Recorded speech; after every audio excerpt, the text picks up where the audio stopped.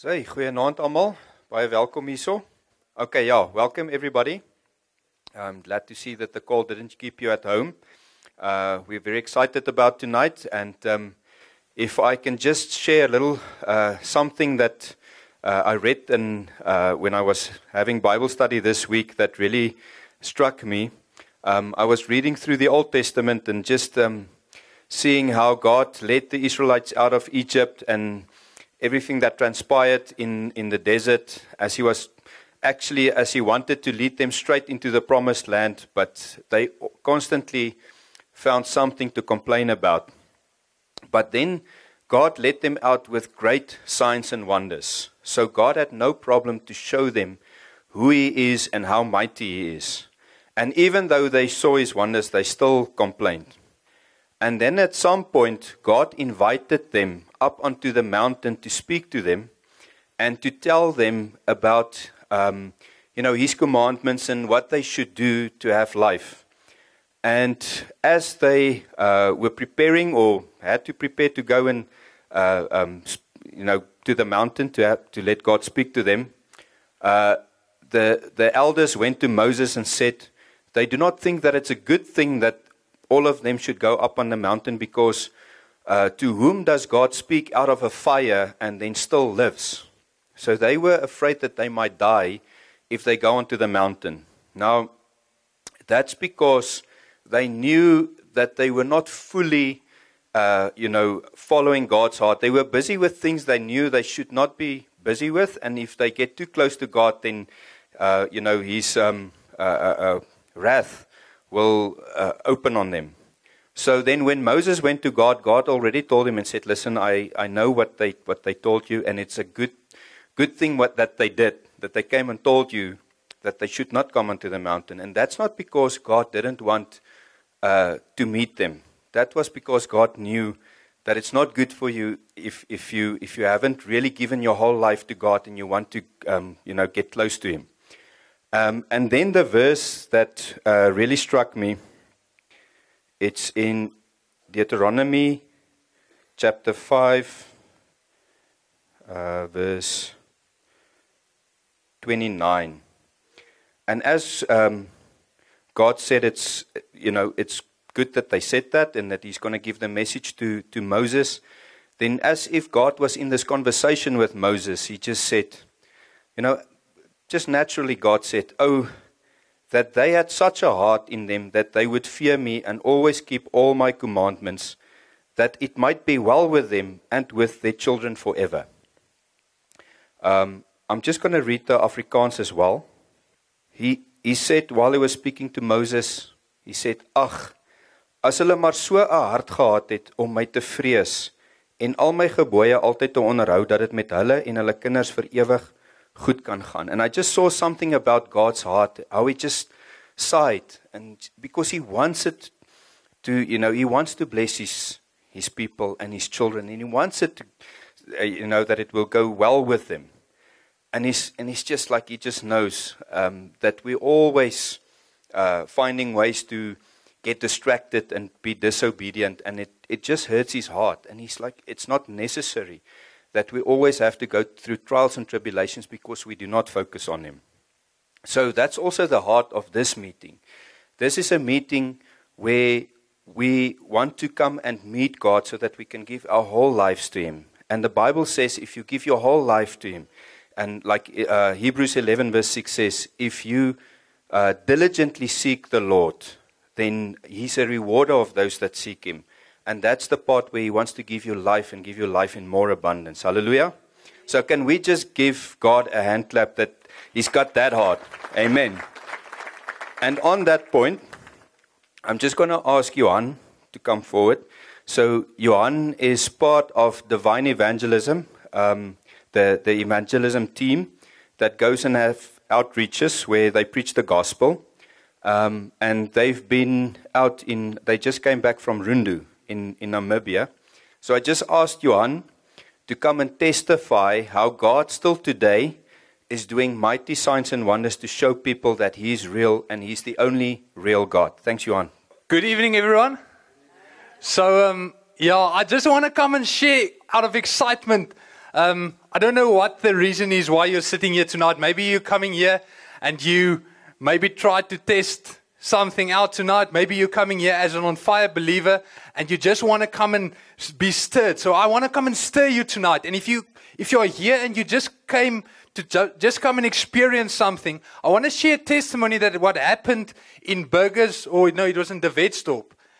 There was a guy coming to the crusade, and for more than 10 years he was busy with this ancestral worship, going to the witch doctors, going to seeking help from the ancestors. But then he came to the crusade, and he was struggling with this thing in his house that was bothering him at night. So for us Afrikaners, we don't sometimes know this stuff. I didn't grow up with it, but there's something like the spirit realm. And there's a Tokolosi, and the Tokolosi is a demon. It's just a demon that torments people. So this Tokolosi was in his house. He was chasing him. He had bad dreams. He had demonic dreams. And at night he heard like stones and albusters falling on his roof. So he couldn't, marbles falling on his roof. He couldn't sleep. So he was afraid of this thing chasing him at night. For more than 10 years, he had this struggle in his house. Since the time he went to the witch doctor, that door was opened and he was tormented. So he knew that there was power in the dark side. But then he came to the crusade, and he said he came to test to see which is the strongest power. Is it the Holy Spirit, which he heard from the crusade ground the previous 2 nights, or is it the witch doctors that he's familiar with? So he came to the crusade and he sat in his chair, but now at this time his body is also under the curse. His body is sick. He has pain in his body. He can't move properly. He struggles to walk. But then he sits at the crusade and he hears the message of the gospel.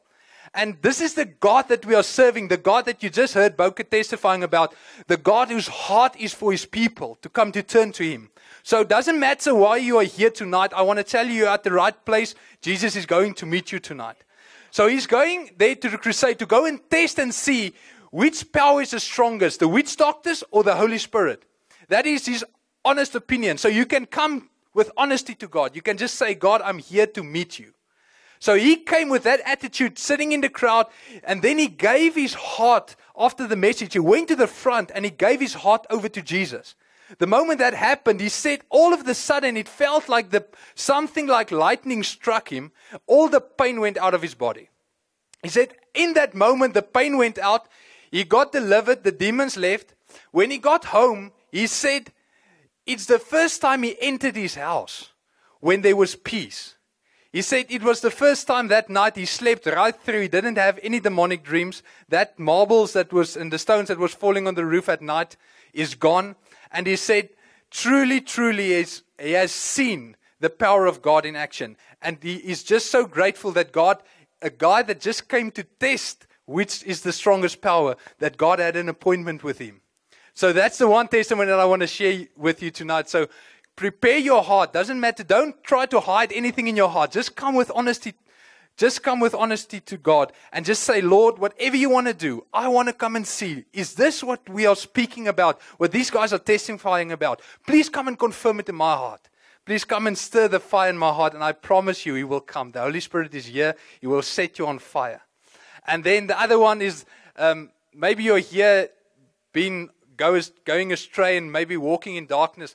I just want to come and testify. There was a guy in Olival North. It's in April. So we were in March, we were in the Wetstorp. In April, we were in Olival North. And we went and we had a gospel crusade there. So there was a guy coming on the Friday night. And some of the pastors told us, so he's one of the 4 main warlocks or drug lords in the area. Guys that's managing the prostitution, the drugs, the gangsterism. He's one of the 4 main guys managing that area. And if you know Olival North, it's a main, when you go into the Northern Cape Free State, it's on the river. There's a lot of witchcraft and ancestral worship in that area as well. And there's like a pathway going into East London and to the Eastern Cape. So that guy has a lot of power and has a lot of authority in that area. So he came to the crusade the Friday night, and the pastors mentioned it to us. The Saturday morning, while we were picking up the chairs and picking up the stage and everything, that guy, Marie, didn't know it was him. He came to her, and then he came to come and repent of everything that he has done. He came to, because he has now seen what God is doing at the crusade, taking somebody that is going to psychiatric hospitals in Joburg. No doctor can do anything for her. In a moment, she felt the power of God hitting her. It was 3 days. He came to testify. She didn't have any desire to take any antidepressants, nothing against the pills, just that nobody could do anything for her as a person. She was struggling with suicidal thoughts, and she got delivered in that crusade. So that guy witnessed what God is doing in Aliwal North and the change that was happening. And the Saturday morning he came and he said, this is my last chance. I know I need to do it now.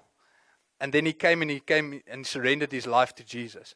And he got baptized, or he got saved then. He went to the church. The pastor of the church phoned Mary, said, that guy is in the church now. He's following Jesus. And I want to come and testify, if God can change that man's heart, who is going so far astray, well, how about you? Don't count yourself out. Just be ready to receive tonight. And I want to come and stir you tonight to have the attitude of that God is going to meet you where you are at. Hallelujah. Amen. Thank you so much, Boka. Thank you, Johan. Yeah, I used to be part of this team. And, there's people out there, unfortunately, who has a hard time to believe that God still does signs and wonders. And he just gave 2 testimonies. But I can write a big book of all the testimonies and all the signs of wonders that I've seen. I've seen blind eyes open. I've seen deaf ears open. I've seen the lame walk. I've seen babies who doesn't have vertebra, or what do you call it, rugstring, that got healed. I saw people getting heavenly tongues. People that doesn't even really know about it, and the next moment they start speaking in a heavenly tongue. And then, I've been in some situations where people argued with me and said, no, but it was for back in the days of Acts. It's not for today anymore. And I'm like, I don't know how to tell you, but I'm still seeing it today. So how do you explain that? You can't tell me it doesn't exist for today anymore.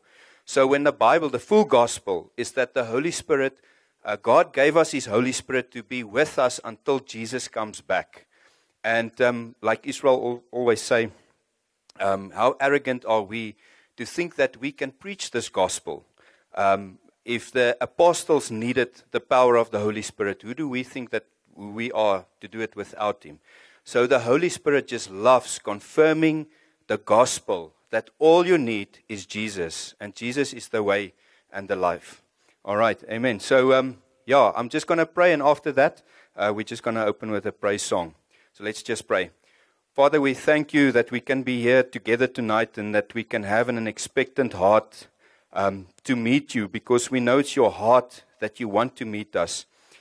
Your whole word that you've given for every person individually to speak to us and to give your message to us, that you want a personal relationship with each of us, Father. And we pray that we will not have the heart of the Israelites, where we shy away from this personal relationship with you, but that we will get closer to you, because you say in your word that when we come closer to you, then you come closer to us, Father, so that we may experience your life-giving power in our lives, Lord. So that it's to such an extent, Father, that also the word will manifest and that we will become streams of living waters, where it's not only us who have this life, Father, but that your life starts flowing out of us, and so that other people can also come and drink of your life, and so that they can meet you and have life in more abundance. Thank you for tonight, Father, and we just want to say that you are welcome here, Father, and like Hebrews 11:6, Father, we want to say that we are seeking for you, Lord. We are seeking for you. And we know there's a lot of distractions out there, Father. There's a lot of things going on in the world outside, a lot of problems, Father. But we know that the only solution is your Son, Jesus. We know that the only solution is your gospel, Father. And we do not want to get distracted in looking for solutions outside of that, because there is no solution. Father, if potholes are bothering us, we know we need to preach the gospel. If politics are bothering us, we need to preach the gospel, because it's your gospel that brings your presence. It's your Holy Spirit that breaks the yoke. And where your Spirit is, there's freedom, Father. And we pray that your Spirit will be here tonight, and that anybody who's here who is desperately seeking for you, Father, will you please come and meet them in Jesus' name. Amen. Hallelujah. Okay, do me a favor, quickly, do me a favor. As if, how would you praise Jesus if he stepped in this room right now to come and fetch you, to go to heaven? So at the count of three, you're going to praise him the way he deserves it, as if he's walking in here to come and fetch you. Are you ready? At the count of three. 1, 2, 3. Go. Now that sounds a bit better. Hallelujah. Look at your neighbor quickly and say, neighbor, tonight is my night. And then your night. Say, neighbor, I'm praying for you.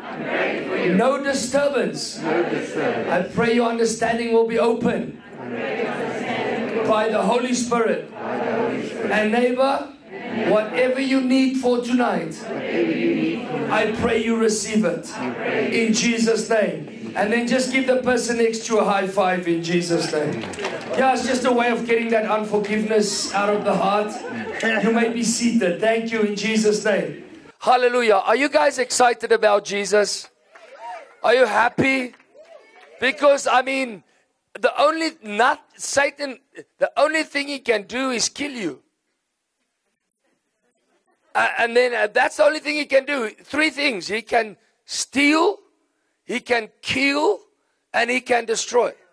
That's the only 3 things. So if he can kill you, which means killing you is just going to be with Jesus. But even Satan needs permission from God to touch you. Now the destroying, he says, John 10 verse 10, steal, kill, and destroy. So he says he's stolen through sin our life. What did Jesus come to do? Restore it. Right? And then he says steal, kill, and destroy. Now he says Satan wants to destroy us. But 1 John 3, this makes me happy. I hope it makes you happy also. Doesn't look like it, but 1 John 3 verse 8, the Bible says, listen to this. The Bible says that Jesus, one of the reasons why Jesus was manifested. So it's not the only reason. Remember, there are many things that Jesus came to die for on the cross. Break curses, do it. But 1 John 3 verse 8, the Bible says, Jesus was manifested to destroy the works of the devil. So what Jesus actually came to do, he came to destroy the destroyer. Does that make... Oh, Here, jy gaan moet help vanaand, hier vanaand. Does that make you happy? To think, just think about this. Jesus came to destroy the destroyer. So Satan thought that his name is the destroyer. But then somebody with a capital D came. So Jesus has another name. Not only the Savior of the world. Not only the healer. Not only the deliverer. His other name is the destroyer. But not of people, but of the works of the devil. Can somebody say amen to that one? Can somebody get excited about that one? Because, yeah, thank you very much. I can see this. It's as if I'm preaching in English only because you understand. Hallelujah.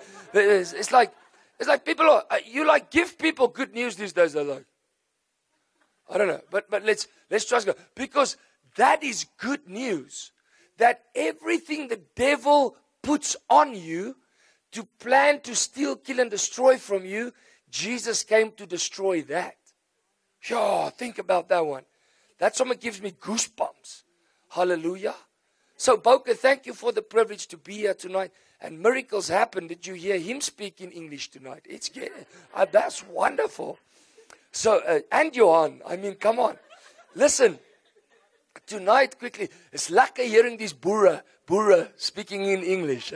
Praise the Lord. Listen, I quickly want to, just tonight, just bring into perspective something that I see and that I trust that God is going to do. Because we want our generation, because God has a promise. God says, any generation that turns back to me, I'll come and restore. And then he says, I'll come and destroy the works of the devil. I'll forgive, and I'll come heal the land. But as you already now know, that with Jesus first needs to change people, right? And we understand that it's as if we are seeing, but we're seeing this happening. It's happening, people, brothers and sisters, ooms and tannies. It's truly happening wherever we go in our country and wherever, not only us, but we are truly seeing that God is doing this. So it's not anymore of God wants to do it, He's doing it. And tonight I'm going to talk about this one. But before I talk about this, I want to explain something to you. The topic tonight that I want to speak to you about is the purpose of the baptism in the Holy Spirit and fire. I was saying to the people in Kimberley last night, I was saying to the packed place, the place was full last night in Kimberley, and we had the privilege to preach to people. Do you know that Jesus has different names in the Bible? He's got different names. Like me, at home, I've got different names. I always use the example with my wife. My wife calls me baby, sometimes sweetie. I get called angel sometimes. When I come home with gifts, that name stays between me and her. When she's angry, Israel. Okay?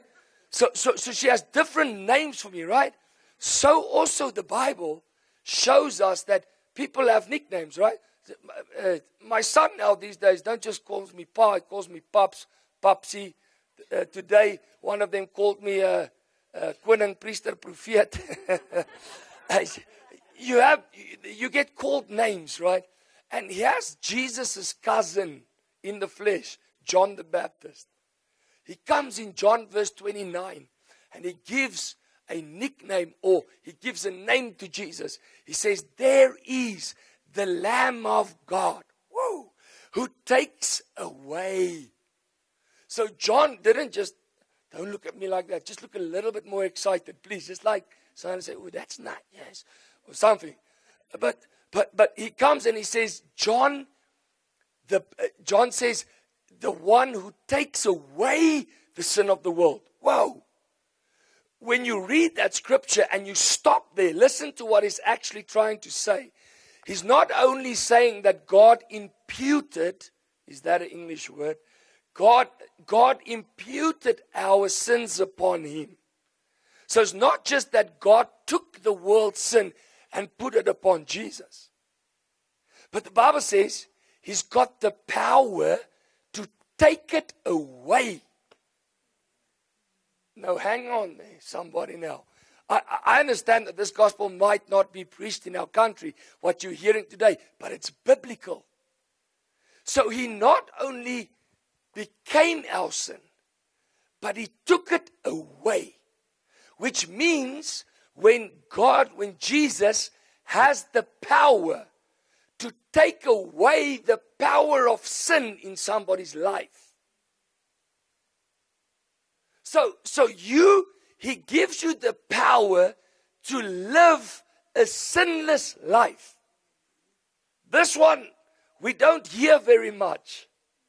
He's got the power. I've got the power. He's got the power. Listen carefully. To take away sin. You're looking at somebody today who is an example. I've got the experience of a man that struggled with alcohol and pornography. But when Jesus truly came into my life, not just forgave me, but supernaturally, it's a supernatural experience. where He supernaturally comes and He removes that desire for sin out of your heart. That's what we need.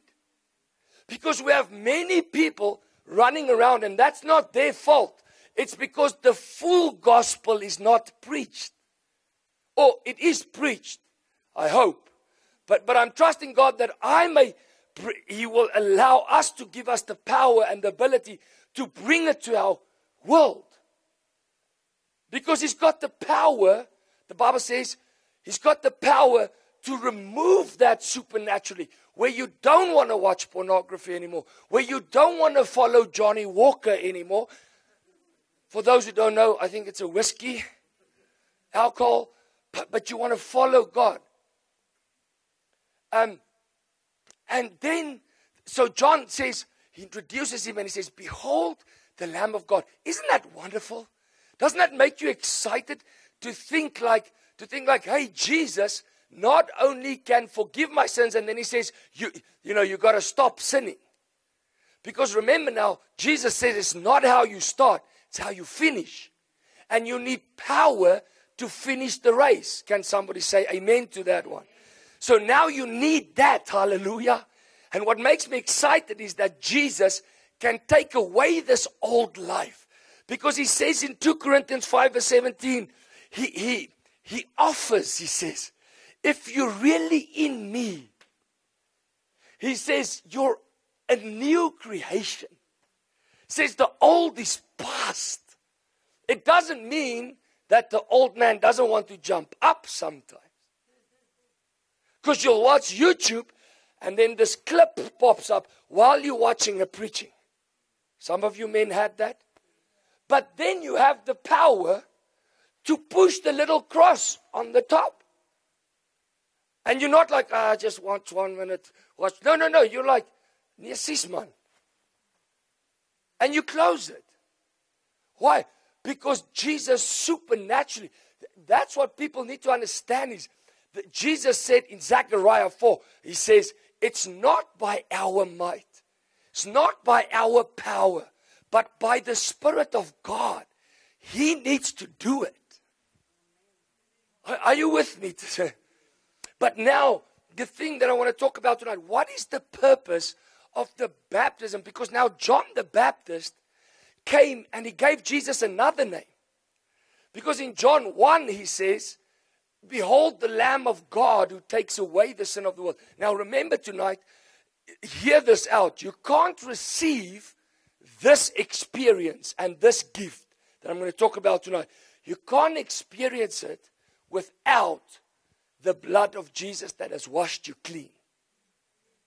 Because in Matthew 3 verse 11 Jesus comes and now or John comes and he says, there He is, the one who's going to baptize you in the Holy Spirit and fire. Now He's talking about an experience where people are confused. I can see how people are confused about this experience. And we got to make this straight, because if we can understand this one, if we can understand how this engine of the kingdom of God works, I tell you the truth, we are going to see a nation changed. So we're not only after people being changed. That's the born again experience. I want to show you tonight and prove to you that there are two experiences for your foundation. The first one is the born again experience. That's where Jesus, when you call upon the name of Jesus, you cannot be drawn to Jesus without the Holy Spirit in any case. Let me give you the example. In Luke chapter 19 in the Bible, when Jesus was on earth, remember the Bible says the Holy Spirit was upon Him? Look what the Holy Spirit did upon Jesus. The Bible says, the Holy Spirit. If only God can put it in our hearts that we can sing that song. I don't want to live without you. Where He becomes the greatest desire of your life, where you recognize, where you realize, and you admit that you need Him before you need education, before you need a job, before you need a roof. The roof over your head is beautiful. God wants to give it. He wants to give all those things. But the one He wants to give to us is the Holy Spirit.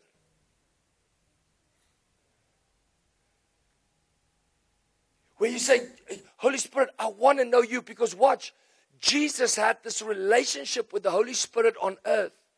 So much so that in Luke chapter 19, the Bible says there was a man, there was a great sinner.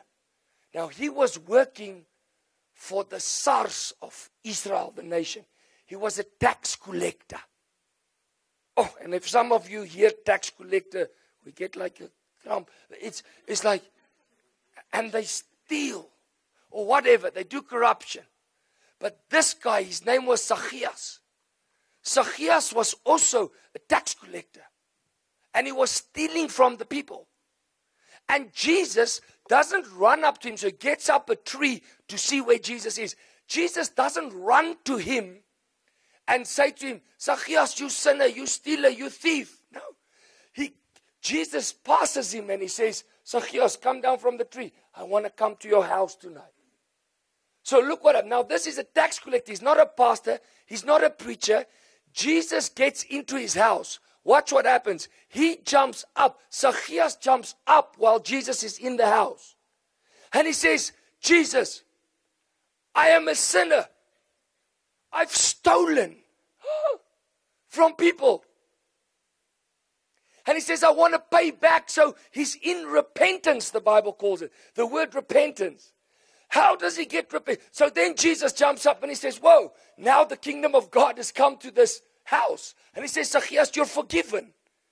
But without Jesus judging him, without Jesus preaching to him, just the presence of Jesus in the house of Zacchaeus. What was that?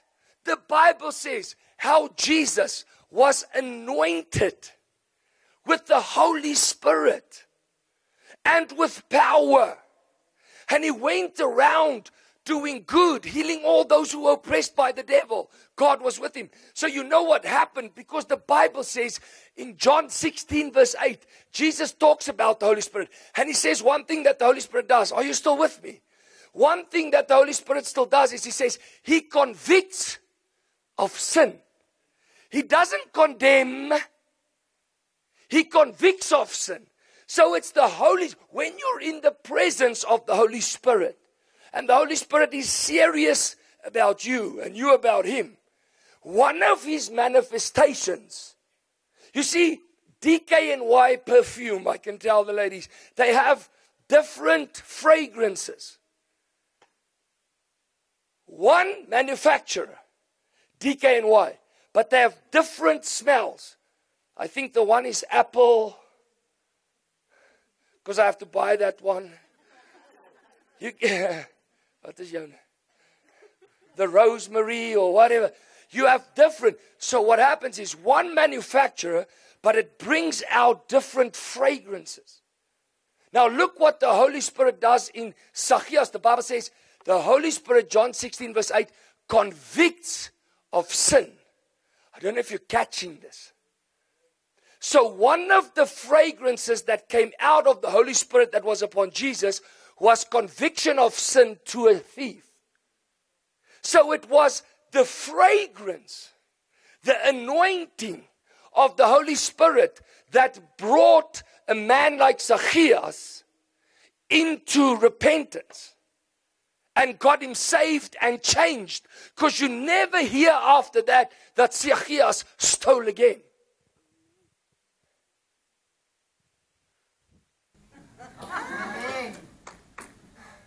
I know you don't like this one, neither do I, because I love giving the fraud in our country.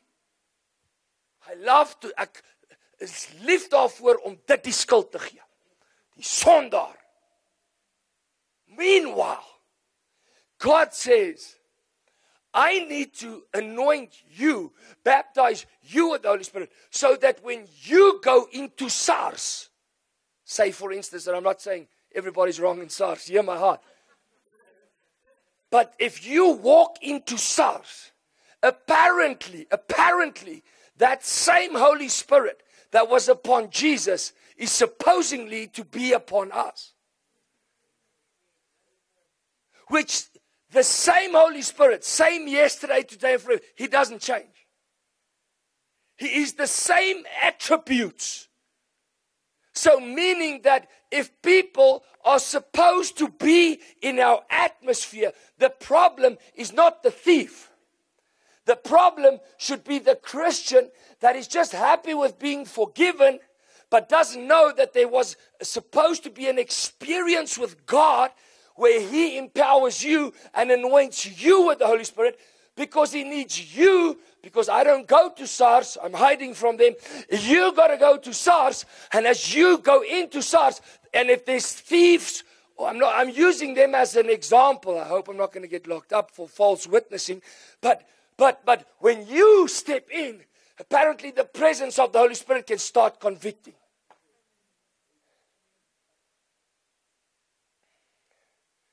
This is the gospel that is starting to go out.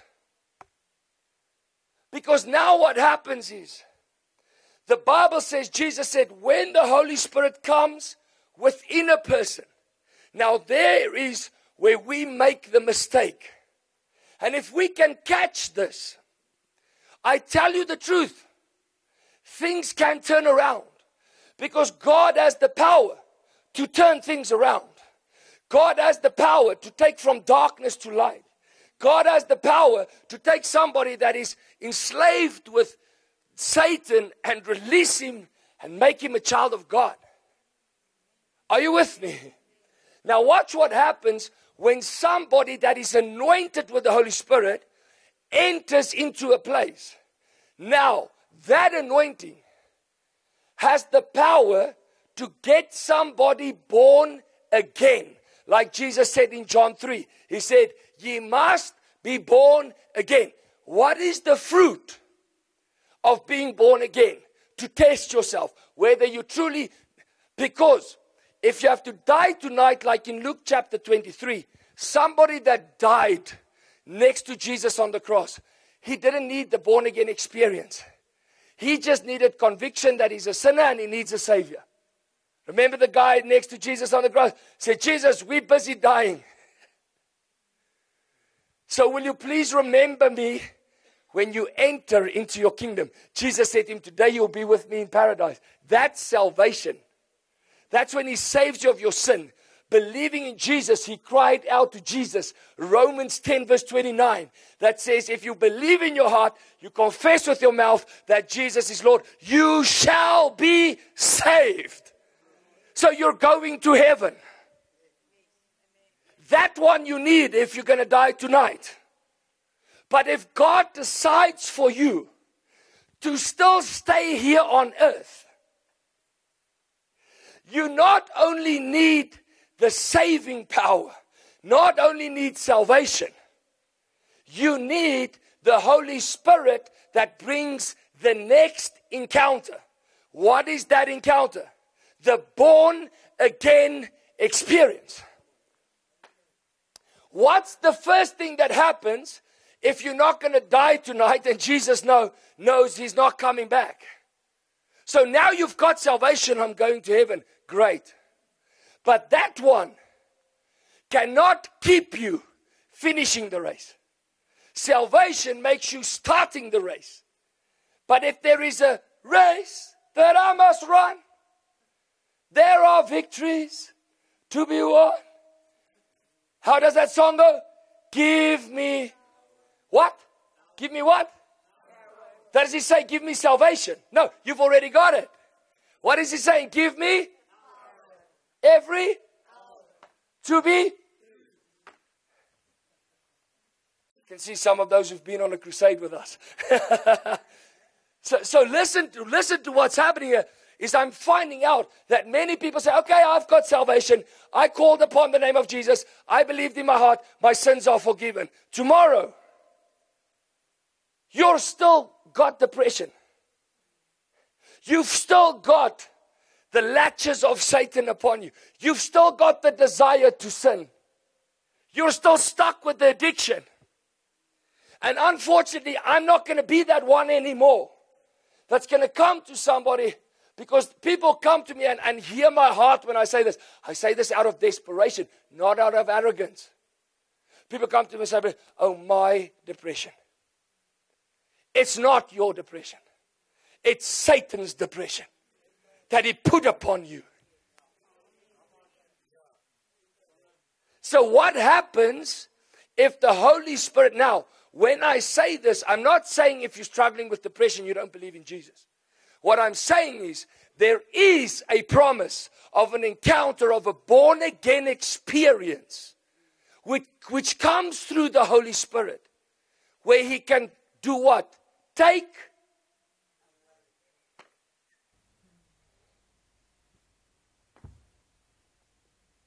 in that born-again experience. If you're not going to die tonight, Jesus not only wants to save you, but he wants to set you free of everything Satan kept you bound.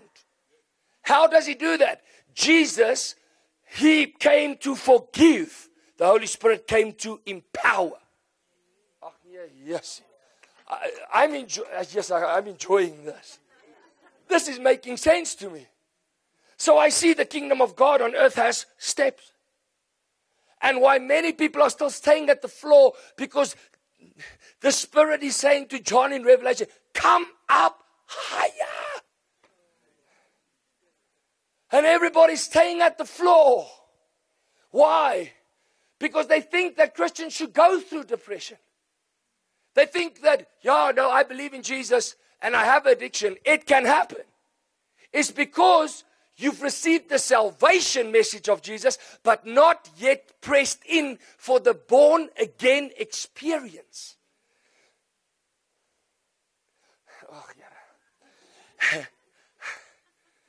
I wish I was preaching to the unbelievers. Okay, listen to what happens. When you press in for the born-again experience, that's for yourself. That's for you. You need to be fixed up. What does the Holy Spirit do? Things like Romans 5 verse 5 says, he pours out the love of God in your heart. Now, why does he pour it out? Why does Jesus say, come to me, you are thirsty, and I shall give you the Holy Spirit that will be like living rivers, not a dam. Hello? Rivers of living water inside of you. There's an experience. A river, you know a river that flows? A river that flows, you'll never find sickness or death in a river. Because it keeps flowing and it keeps on doing what? Cleansing. But a dam,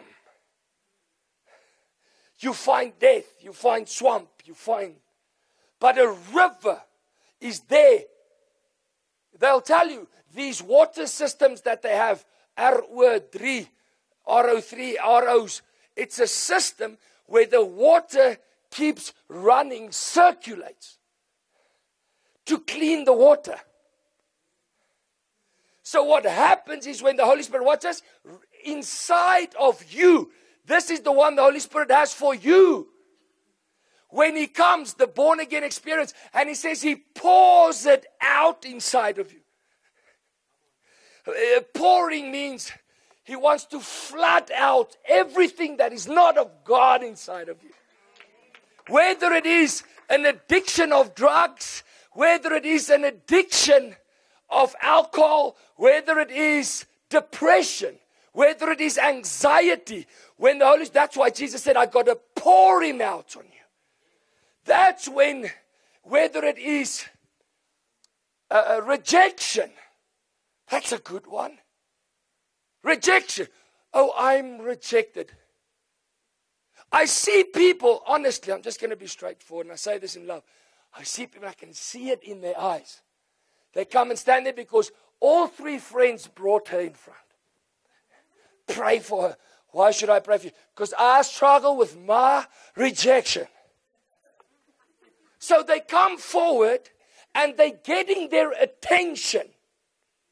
She's got relationships, or he's got relationships, because people feel sorry for her. So she's clinging on her rejection.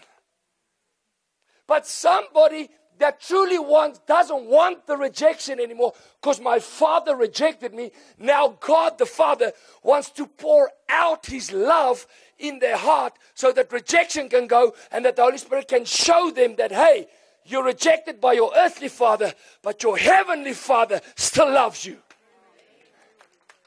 Wow. But some people, they thrive on their problem, whilst Jesus came to be the solution of every problem. And I believe it today, even though sometimes I see it takes 2 weeks, sometimes it takes 1 minute for somebody. But I want to be Joshua and Caleb. That when they said there's giants in the promised land, we can't go in. Joshua and Caleb said, no, God gave a promise. And God said, whatever man needs can be solved through my son Jesus and the power of the Holy Spirit. Last night, praying for somebody, person came in front, my depression, my anxiety. I said, do you want to give it away? Do you still want it? No, sir. I said, well, if you give it to Jesus, he'll swap it around with the Holy Spirit. That brings love and joy, because in Romans 14:17, the Bible says, the kingdom of God is not of eating and drinking, but of joy and peace. Where? Righteousness in the Holy Spirit. My God. So you're telling me if you jump into the Holy Spirit, there is joy, there is peace, there is love. But it's supernatural. It's when people get up and they say, like last night, prayed for a young girl. Power of the Holy Spirit came upon her, anxiety. She was lying on the ground and she just started laughing. I said, what's going on? She said, you don't know. I have forgotten what peace feels like. I've forgotten what joy feels like. I said, so what's going on now? She says, I'm just receiving it. I've got it now. Because he does the impossible. He's the God of, but you don't know the depth of my depression. Well, I don't want to go with you to the psychologist. Because they can tell you on what degree your depression is. I'll tell you on how deep Jesus went for you. Deeper than any depression. So that he can bring you out. Say, you don't know how strong my addiction is, while Jesus is stronger than any rehab.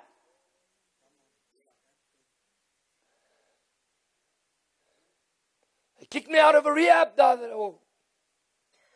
They asked me to come speak there. I said, hey guys, after this message, they're going to kick me out. They're never going to ask me back into this rehab. I laughed. I said to them, but you know what? If you receive what I'm telling you today, they'll never invite you back either. And the power of the Holy Spirit swept that place. And the only place there was water to baptize the people, because the baptism's importance got power. When Jesus says, do something, now why? Explain to me why. I don't care a hell, I'm doing it. Says, get baptized. The only place in that rehab center where there was water was the fish pond in front of the entrance gate. So guess what I did? Can you imagine? The new patients coming in with their families in the gate, and there's a guy standing in the fish pond. Are you ready to die? Hallelujah. There's a supernatural, born again experience, but it's for you. Whether it's depression, whether it's addiction, whether it's hatred, whether it's bitterness, whatever the case, nothing is too hard for the power of the Holy Spirit that can change it inside of you. But then, that's where the confusion comes. Jesus said to his disciples, you have now received the born again experience. So you are born again. You're washed with the blood. You've got the new heart. Now, I want to say this to some people. Keep on seeking. I'm not trying to tell you you are a weak Christian. No. I'm trying to tell you, you knock and you ask and you seek until you have that born again experience.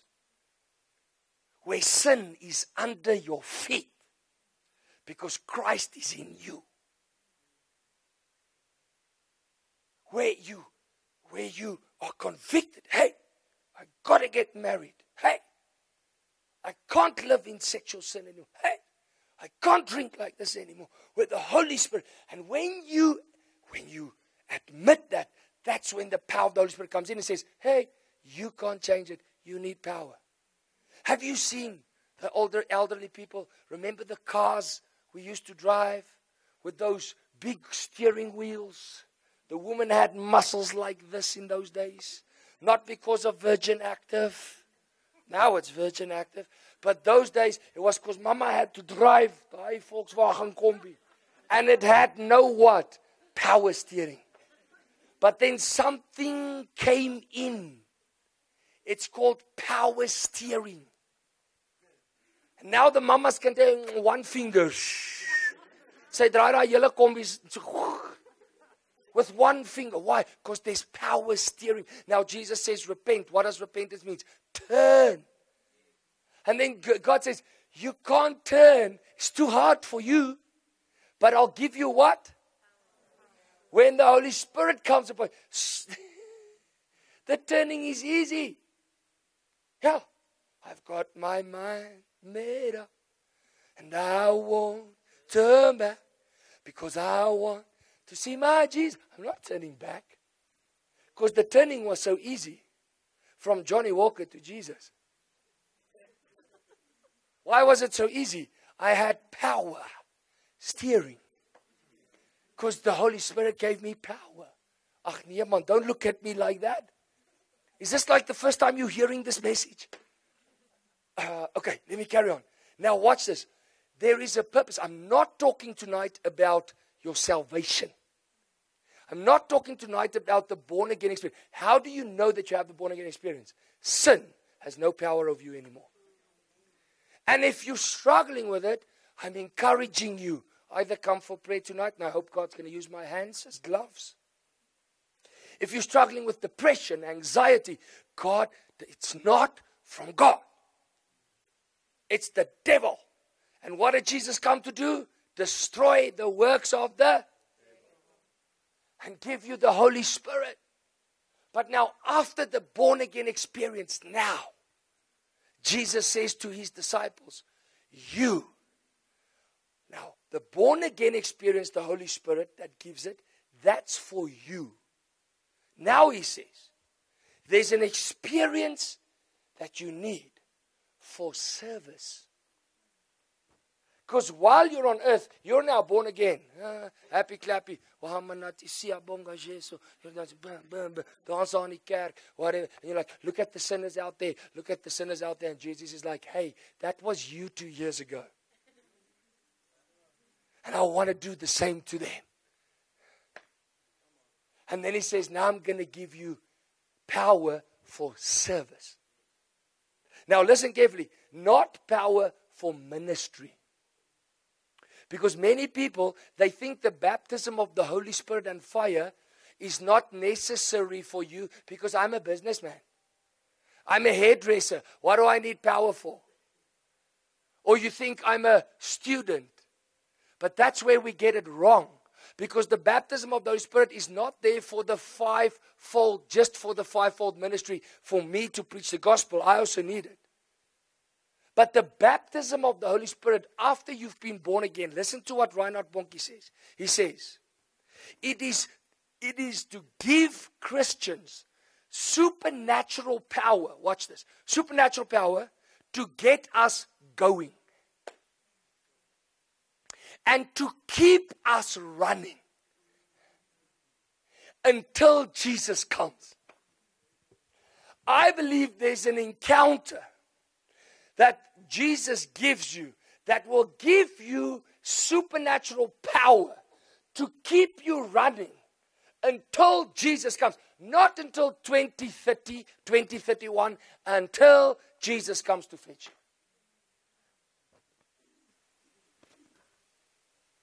Are you guys so quiet because you're listening, or are you quiet because it's boring?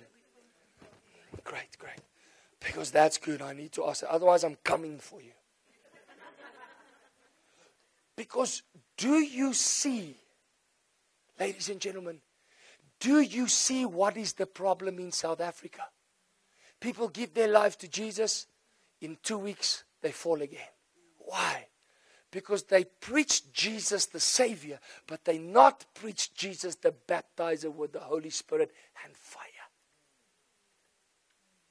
Because what they need after salvation and the born-again experience is to get the fire, to get the Holy Spirit that empowers you to, there is a race that I must run again. And you know what's beautiful about this one? People in South Africa, and it's busy breaking, it's not like that anymore. Because there's a little group from Bloemfontein that's running around and telling people he can not only forgive, but after he has forgiven, he can change. And after he has changed you, then he wants to empower you. And people are not hungry for this experience. Reinhard Bonnke says, I read this for you. If you want to be effective as a Christian, whether an evangelist or a doctor or a student or a hairdresser or a woodworker, if you want to be effective, the fire of God is not an option.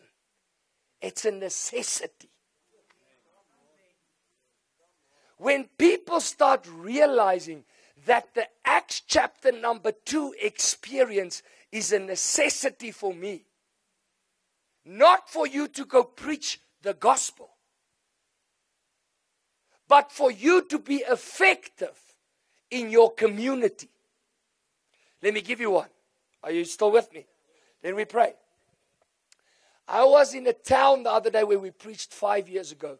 I went into the husband and wife's house, the couple, and as I walked in, there was the lady working for them.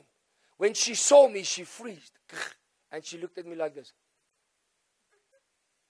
And I asked her, I said, what's going on with her? They said, no. 5 years ago, she was busy being trained up as a Zangoma, as a witch doctor. You came here 5 years ago on a farm preaching to them the gospel of Jesus and telling them about the Moya or Halalelang, the Holy Spirit. There she got convicted by the Holy Spirit. She got born again and she got empowered. She got the baptism of the Holy Spirit. The other day, these people tell us, the couple told me, her husband was busy dying the other day. They phoned her and said, blood is coming out of his nose and his mouth. He's busy. You should come and say goodbye. She went to her what is that? No, I only say bossnie because you can't say that in South Africa. Huh? The employer. Yeah, it was now a better word, employer. She went to employer and said, can I go to my husband? The employer said, yes, please go to the husband so that you can say goodbye. She said, I'm not going to say goodbye. My husband can't go yet. That preacher said, if I come to Jesus, he gives me the same Holy Spirit. She went to her husband. When she got to the husband said, goodbye, my love. She said, you're going nowhere. She said, I'm not calling on the spirit of ancestors. I call upon the name of Jesus right now. Her husband is totally healed, still living right now. Yeah, one or two clapping. Thank you. Yeah, I see some hungry. I see some hungry. Others are. I just want Sasco. Okay. You need power for that also. I remember now, just a week ago, I went to a town in the Northern Cape. And there's a family there. 2 years ago, the boy was about 10 years. I think he was 10 years old. He got baptized with the Holy Spirit and fire in his chair. While I was preaching that night. Then that's going to while I'm preaching, the Holy Spirit falls as if I'm the baptizer. But I'm not, Jesus is. But I was preaching.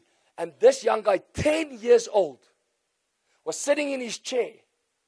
Said to his dad, Dad, what's going on with me? Started shaking. You see, when you get plugged in, it's like electricity, power. He says, the father says, when he looked again, the boy's head was in the air, hands were praying in the most beautiful heavenly language. It's 10 years old. But last week when I was there, now, also this week that just happened, they let me know. The teacher from the school let the parents know. There was a young boy. Now, last week, in class, Friday, or Thursday or Friday, the boy got an epileptic attack in the class. And the teacher says she didn't know what to do. Nobody knew what to do. She says that young boy, he's now 12 years old, he pushed everybody aside. And he stood before and he said, now, in the name of Jesus, you come out.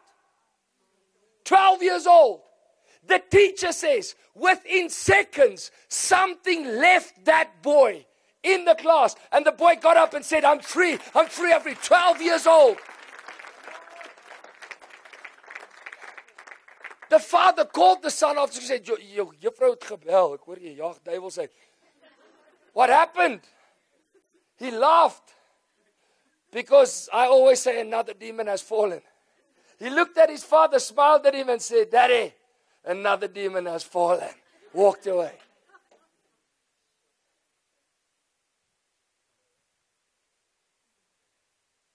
He's a schoolboy. He's not called. Well, maybe he's called.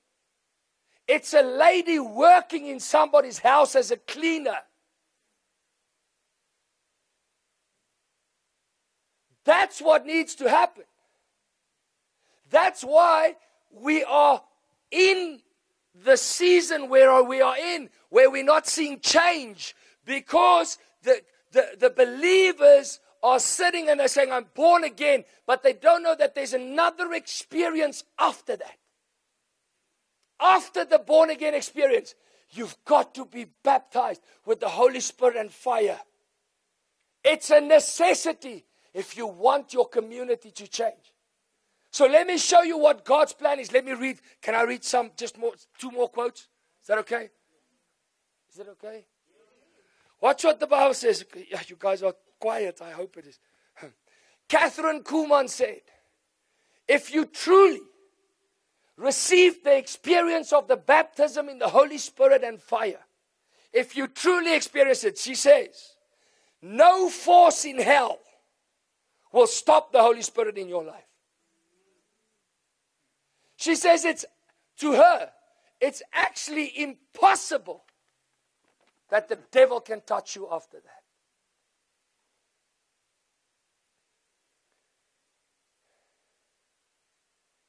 Good. Here it comes. With this blessing of the baptism of the Holy Spirit comes power for life, for service, and for ministry.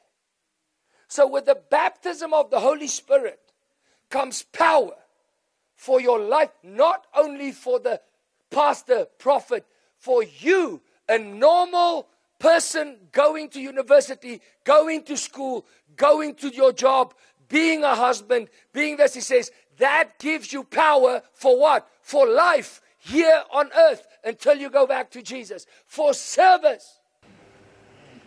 Come on. Thank you. Come on, wait.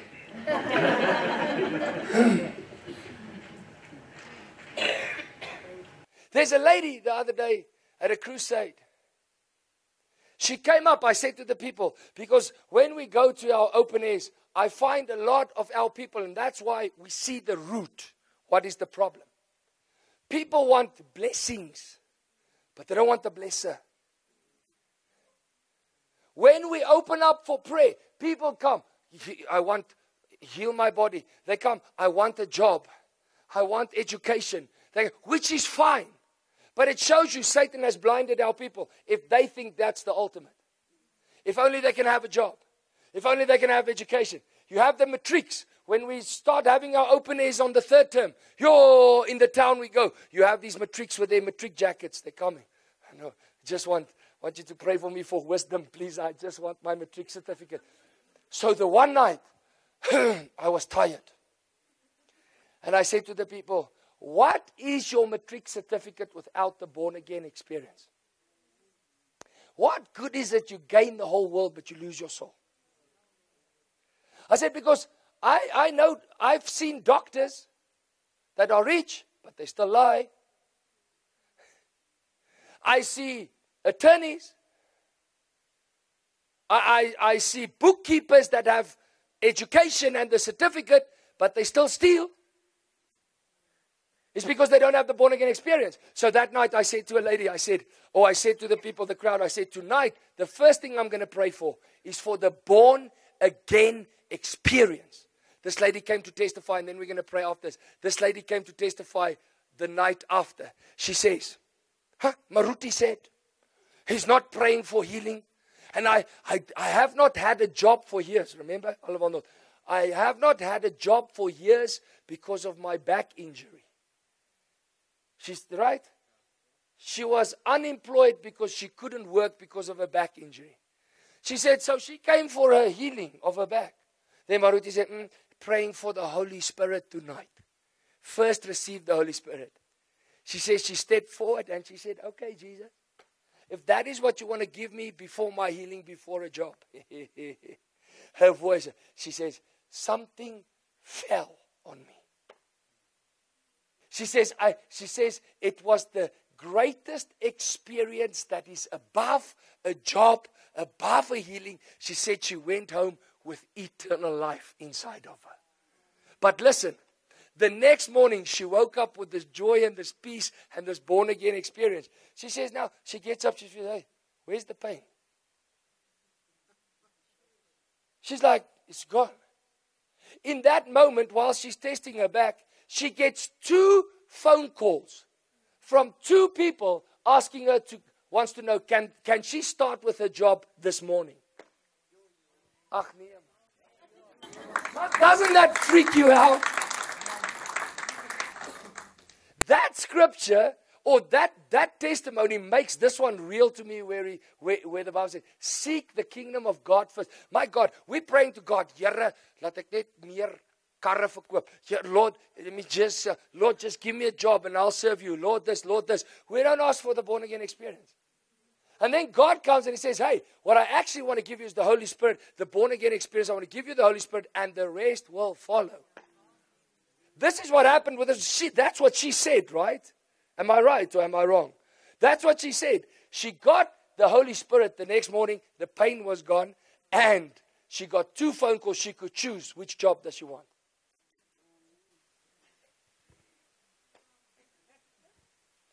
Let me quickly show you God's plan. This is a different atmosphere here tonight.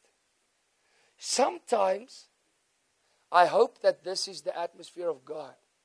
Because I do see myself sometimes, I can hype myself up also sometimes. But then sometimes we want the real thing.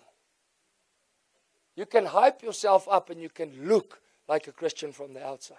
Amen, hallelujah. But I trust that what's happening here tonight is people that are getting serious about God.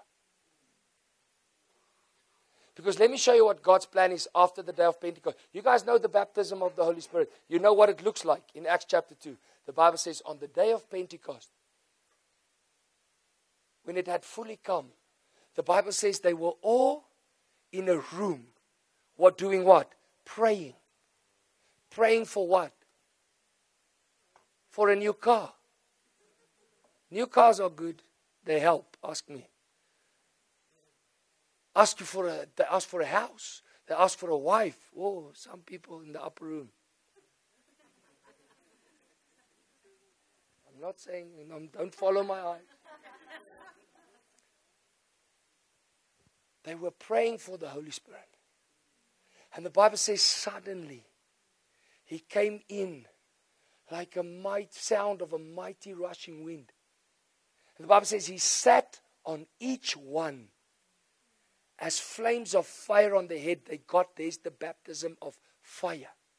And then the Bible says, they were all filled with the Holy Spirit, and they started speaking in languages uttered by the Holy Spirit. There's the heavenly language. The other day I was praying for a lady.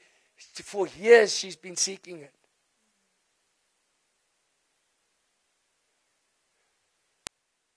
So can I show you what the plan of God is?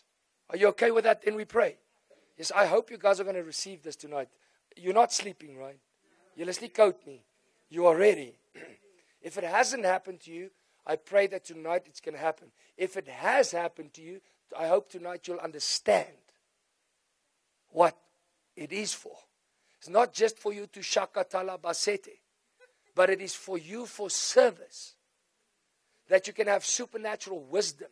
That when you step into a place, the atmosphere needs to change. People need to be convicted. Because pastor cannot go with you. He can't go with you to your business. It's you and the Holy Spirit. So the day, what actually happened on the day of Pentecost, what God said, He's going to pour out His Spirit upon all flesh. So watch what happens. After you've come to salvation, say salvation. After you've got the born again experience, then He wants to baptize you in the Holy Spirit. He wants to clothe you. This is a clothing with fire and with power to witness, for service. He gives you power to run. So guess what God wants to do? Now, when Jesus, because Jesus is the baptizer with the Holy Spirit and fire. When He baptizes you, the Holy Spirit comes in, gets a heavenly language. Get your heavenly language. I do have it. Then pray. Yeah, so He's praying. And there's a fire in the Spirit upon Him. So what is this for? The heavenly language when He prays. The Bible says, nice language. Again. The Bible says when you pray like that, you're praying a perfect prayer to God. Because it's not you praying with your mind, it's unfruitful. He says, but it's your spirit praying a perfect prayer in the mystery, in the spiritual realm. So you know what happens when He's praying like this? It confuses the devil because the devil can't understand. But the Holy Spirit is praying a perfect prayer on earth to God through Him. And the Bible says it edifies you when you pray in the Holy Spirit. You know what that word edify means? It means it charges you, comes from a battery charger. It charges your spirit, it lifts up your faith, and it gives you boldness.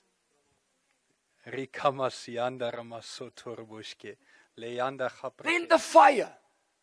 Why the fire? Because now in the Spirit, when you get baptized with the Holy Spirit and fire, now you're not God, but you're dripping the fire of God wherever you go. You're speaking the language of God wherever you go. Now watch what Satan sees. Watch what Satan sees in the spiritual realm. Now he wants to come and touch you. When he gets, is that to a flame light? When he gets closer to you, what's busy happening? What happens when you get closer to a fire? You start getting hot. What happens when you touch? A chew. There's the protection of God for you on earth while you're running the race.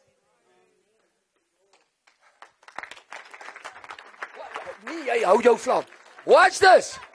Now, what does fire do? When you've got fire, you're on fire. You're not cold. You're set on fire for God. So the fire. Now, it purifies. Of course, it burns out everything it should, I hope. And that beer too, Lord. And hierdie gaatjies hier, so that's a bit too much fire. Okay, but listen. Now, the Bible says, watch this. Now, when he moves, wherever he goes, what happens to people? They get set on And what happens with the devil? He's got to move away. Because the fire of God burns the devil.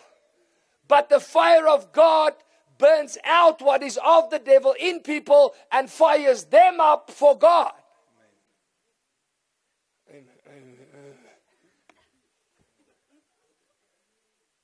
So now you don't become, but there are some religious people, Christians, that say, baptism is not for today, and speaking in tongues not for today. Sure. How good are you that Jesus needed the Holy Spirit, the apostles needed the Holy Spirit, and you not? So what happens is, when you're on fire, then you don't become a firefighter, you become a fire lighter for God. Who wants to be a fire lighter for God? That wherever you go, epilepsy goes, depression goes, because you got the fire. So what happens is, while you're moving, people are asking, why have you changed? Why don't you drink anymore? Why are you not on that drugs anymore? Why are you not trying to get me into bed? Why? You start testifying. What happens? Boom, the fire falls on her. Ka! She gets it. She's got a flame of fire. Now she gets up and she starts going around in the city. Keep that flame right there, because you got it last 3 weeks ago, right? Now she goes around, and watch what happens. God uses her to set him on fire. Kom Charlie, jy lyk vir my bietjie moeg vandag. He gets the fire, like asof jou vuur uit is. Now he starts going around. He goes here. She's like, hey, you're quite handsome. Yeah, but you know, I'm a man of God, you know. First got to put on the ring of finger. Boom, sets her on fire. She gets the fire. She gets up. Jesus baptizes her with the Holy Spirit and fire. Now, the next one, kom oom. We've been praying for that a long time. Because, listen, because the baptism of the Holy Spirit doesn't have an age. He wants you to finish well. So he's got the Holy Spirit and fire. Now watch what happens. Watch what happens. He's going to Woolworths Preller Plain. Who's going with him? Who's going with him? Holy Spirit and? He's on fire. Gaan Woolworths to Preller to oom. That's hy. He's going to the university. Who's going with him? He's going to the Spar in Base Village. Who's going with him? She's going to get her hair done because the fire is burning it. She's going to the hair salon. Who's going with her? She's going to a braai. Who's going with her? Guess what's happening all over your city? Guess who's all over your city? Who's over your city? Now, the devil wants to go to the hair salon. Oops, there's no place here. He wants to go to Woolworth. Whoops, there's no place here. Wants to go to the braai. Whoops, there's no place here. No more space for the devil. Wow. Oh. Okay, thank you very much. Listen, before we pray. Listen quickly, before we pray. I believe in land cleansing. People do that. They go pray on the... Kom lag jy, dis ernstig. They go pray on people's farms and their businesses, and they put the oil of land cleansing and they pray. Listen, the Bible says, you are made out of the earth, out of the dust. It's good to get your land cleansed, but you need to get the fire. You need to get your body, which came from the dust, needs to get fired up, needs to be anointed by the Holy Spirit before your business and your farm gets cleansed. You need, you need it. You talk about land cleansing. Yay. You need, the Holy Spirit needs to be the land strip on your head. Because then, wherever you put your foot, the Holy Spirit and fire.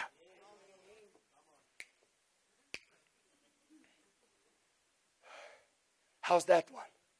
Can I ask you tonight? Are we going to pray peacefully? Looks like it. Or the way you guys want to pray. Ek weet nie hoe dit gaan werk. We're going to pray here tonight. 2 things. Now listen. The more people get set on fire, the more people, remember, people walk in. My wife doesn't want to go to the shops with me anymore. She puts her head in the Simba chips. I loved COVID time because I had the mask on and the manager of the shop didn't know we so loud, so what. So I was walking around. Le brothers in there. Because the Bible says, when you're filled with the Holy Spirit, make psalms and hymns and melodies in the Spirit. My wife, people are like, yeah, you still need to understand it, bro. I'm talking to God. Then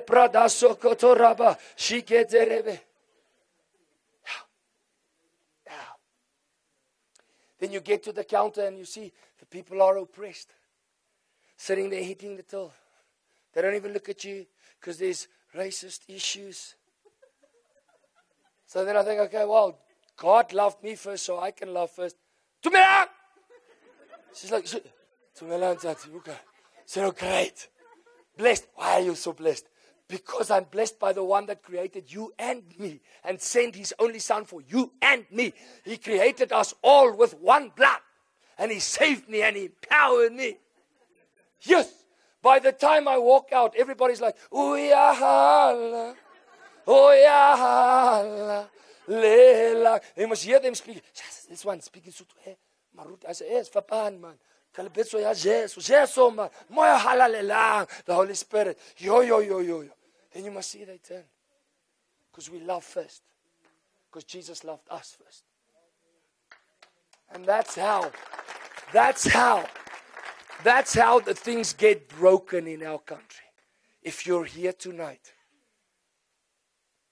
and if you're not saved, you cannot get the Holy Spirit if your soul is not saved.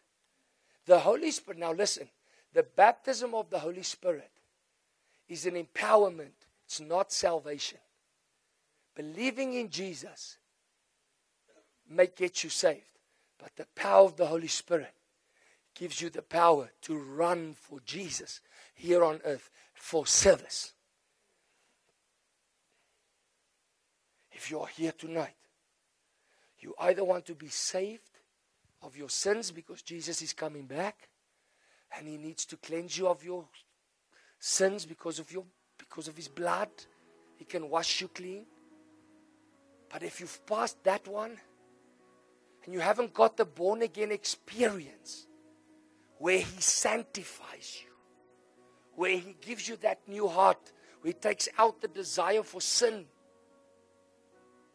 I remember the first thing I received when I was born again. My pastor laughed at me because I said to him, I don't have to marry anymore. He said, why? I said, because I don't have a physical desire anymore. He took it away. He laughed at me. He said, it's just for a season. He took that fleshly attraction. I could still see it's a beautiful woman, but I didn't desire her. In my mind, I was free. I didn't need alcohol. I knew something happened to me. I had power over sin. It's a wonderful encounter. And then I thought, now I have it all. Until one night, I was listening to my pastor preach on a Tuesday night. So excited. And all of a sudden I felt something fall on me. And my body started shaking. The guy next to me asked, are you okay? I said, doesn't look like it, but I'm having a heaven of a time. Because it's like an electricity that goes through you that's too much for your body. It's too much for your body. It's like living water gushing out of you. It's so much that it needs to come out with a heavenly language. How do you get drunk? And when you have too much alcohol, what happens? It's got to come out of the body. And I remember that empowerment. I went that night, went into my room on a Saturday morning. I said, God, I've got the power. I've got the power. But now, I seek that heavenly language that comes with it. And I just stood in my room. And I said, God, have you ever had that experience before we pray? Have you had that experience where you want to spend time with God, but you don't have English words or Afrikaans or Sotho left anymore? That's when the Holy Spirit says he's going to start interceding through you. And I remember that morning, I said, God, I don't have Afrikaans, I don't have English. And I remember I heard this teaching where they said when a baby starts talking, the baby doesn't pop out of the mother and go, "Hallo julle." No. Well, hy's Afrikaans. Waar kom hy vandaan? Wat sê pa? No. When a baby comes out, then after a while the baby starts talking. Papa, Dada, Mama, motorbike. And what does the parents do? Nee man, jy praat nie, dis nie die waarheid nie, jy praat nie reg nie. Sis, kom ek gee jou 6 van die bestes. Jy moet mooi praat. No. The parents go, jy is besig om dit te ontwikkel. Keep talking. Kyk, daar's 'n bus. Kyk, daar's 'n nie 'n motorbike nie, 'n fiets hierso by ons, hoor, 'n motorfiets. Okay. Ons gaan nie ons tradisie hier nou nie. You start encouraging the parents, start encouraging the children. I said, God, if I'm born again, I'm a baby in your kingdom. But I want to, and if I am, the Bible says, you're a citizen of heaven. You're in this world, but not from it. So then I need that language. And then that morning I was sitting there, and I said, God, ek gaan nou praat. And I hope it's the Holy Spirit. I said, dankie Jesus. And I said, Yeta ba soko presetebe whoop. And it was there. It's always been there. It's supernaturally natural. I thought I was going to fall over there in my room and no. I just received it. And it was as if the Father from heaven was saying, keep on speaking, keep on speaking, keep on speaking. And the more I spoke, the more the words came. And that's the heavenly language that comes with the baptism. If you're here tonight, you don't have the born again experience. Please, we want to pray with you. We want to pray that you'll have that born again experience. Or if you're here tonight and you soek daai baptism in the Holy Spirit and fire with the evidence of speaking in tongues, that's going to be the altar call tonight. Maar jy moet weet, you must know. Also, Jesus said, how do I enter this kingdom? He said, repent of your sins. Turn. Jy onthou die draai. Ja, maar dit is so moeilik. Ja, without the Holy Spirit. But with the Holy Spirit, power is steering. Turns you around. Then He brings you back. Hallelujah. And then, if you want that encounter tonight, we're going to pray. It's a quick prayer. It's a quick prayer because I can't do it. Jesus does it. And we're going to lay hands with you and we're going to pray through. Because I'm praying tonight. What does it help? I talked to you about sanctification and the fruits of the Spirit, but you're not yet baptized in the Holy Spirit. What does it help? I tell you, hey, jy moet heilig gaan leef, jy moet trou. Of you must stop stealing, but you don't have power to stop. First things first. So tonight, I want to ask you, if you're here and you're saying, hey, Israel, I want to ask Jesus tonight, I want to be born again. Or I want to be baptized. But if you're sick in your body, just stay in the room. Because when the Holy Spirit decides to fall, He throws in that healing. He does that. Can I ask you tonight, who wants to be a fire lighter for God? Stick up your hand. Who wants to be a fire lighter for God? Who wants to be a firefighter for God? Lighter, fighter, lighter, fighter, fighter. Listen, if you want to be a fire lighter for God, if you want to be at service, you need power. Can I ask you tonight, who wants Jesus to baptize them in the Holy Spirit? And because that is our desire. When we walk out there, there's more people in our city that is now already baptized with the Holy Spirit and fire. If you want that tonight, can you just stick up your hand? I just want to see. If there's anybody here tonight saying, I want that baptism of the Holy Spirit. Wow, wow. And you want it with the heavenly. Wow, wow. Could you get up and come in front? Come on, let's give Jesus a hand. Because we're going to trust Him now. Come on, come on, come on, come on, come on. Come in front here, come in front here. Vat hierdie vir my weg asseblief, Marie. Dankie, Johan. Thanks, guys. Hallelujah. Come in front. We're going to trust God. And then those who want the born again experience, is there somebody that's saying, hey, listen, don't be shy now. Or don't feel you're a bad Christian if you're struggling with depression or a sickness or whatever it is. Wow. So many of you want to be baptized with the Holy Spirit. With the Holy Spirit. That's crazy. My God, ek het op die regte plek gekom vanaand. Hey. What is that? Cutting. Hey. Listen, we're going to trust God tonight because there was a man In the book of Mark 5, come stand here. Look at me, look at me. There was a man in Mark chapter 5 that cut himself. And the Bible says that Jesus, when he put his foot on the mountain, the anointing of the Holy Spirit set that man free. And he never did that again. So I'm praying tonight, he's gonna empty you of every work of the devil. He came to destroy the works of the devil. Look at me in the eyes now. I'm going to speak to the enemy, right? Is that okay? Look at me. In the mighty name of Jesus, in Jesus' mighty name, tonight, I command that devil to leave her from tonight on. Listen, Satan, all of you, at the count of 3, you get out of her now. In Jesus' name. 1, 2, 3. Out! All of you, get out of it. Now. In Jesus' name. Sorry, listen people. Please don't freak out. Please don't freak out. Because listen carefully. Watch this. Listen carefully. This happened in the Bible also. I did not speak to the lady. I spoke to the demons. Alright? And the devil doesn't need a kissy mwah mwah. He's got to leave our people. I told you that he who the Son sets free is free indeed. Don't push them back. If they want to go sit down, it's fine. Let them go sit down. But listen, I got to tell you honestly, and some people will be sitting here saying tonight, why do you cast out demons in front of people here right now? Do you know that this woman is cutting herself? The devil was destroying her life. Come on, people. And unfortunately, a psychologist can't help her. Jesus can. The anointing of the Holy Spirit casts out demons. Hallelujah. You guys just saw a miracle in front of your eyes now. You're just seeing a demon being cast out. You're seeing the Bible becoming real right now. Now listen, the Holy Spirit doesn't always cast out demons. He also comes in with peace and joy and with love. Right? There's somebody, this is a nice service.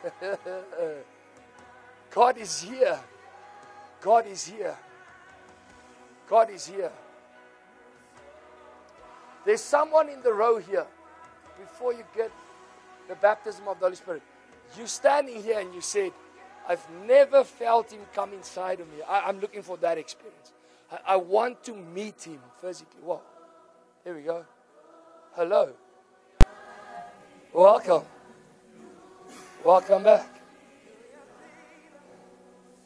Help her up, please.